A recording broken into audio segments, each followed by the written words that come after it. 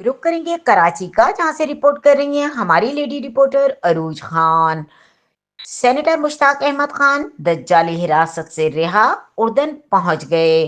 कैद के दौरान इसराइली फोर्सेस ने इन पर तशद्दुद किया, एहतजाजन जेल में भूख हड़ताल की। इसराइली एहलकारों ने इन पर कुत्ते छोड़े और इलाज के तमाम सहूलियात से महरूम रखा।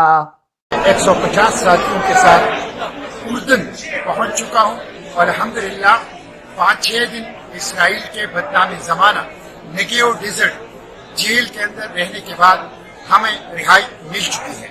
इस दौरान हमारे हाथों में हथकड़ियां डाल के पीछे बांधी गई, हमारे पाँव में बेड़ियां और जंजीरें डाली गई, हमारे आंखों पर पट्टियां बांधी गई, हमारे ऊपर कुत्ते छोड़े गए, हमारे ऊपर गन्स रखी गई और हमें बदतरीन किस्म का टॉर्चर किया गया। हमने 3 दिन भूख हड़ताल की अपने मुतालिबात के लिए।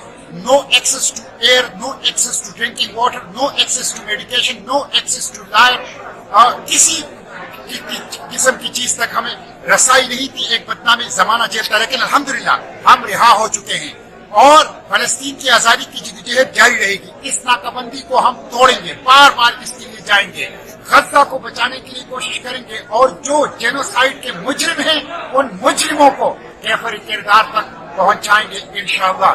मुजाहिमत जारी रहेगी, अडियाला जेल से इसराइली जेलों तक। फलस्तीन की आजादी की जिद्दोजहद जारी रहेगी और मुजाहिमत की जिद्दोजहद इंशाअल्लाह जारी रहेगी। जल्द आऊंगा पाकिस्तान और पूरी तफसील जो इस फ्लोटेला की है और इसराइली जेलों की है आपको बताऊंगा। लेकिन अपनी इस जिद्दोजहद को अक्सा की आजादी, फलस्तीन की आजादी, गजा की आजादी तक जारी रखेंगे। इसराइल के खात्मे तक हमारी ये जिद्दोजहद इंशाअल्लाह जारी रहेगी। पाकिस्तान जिंदाबाद, फलस्तीन जिंदाबाद, पाक फलस्तीन दोस्ती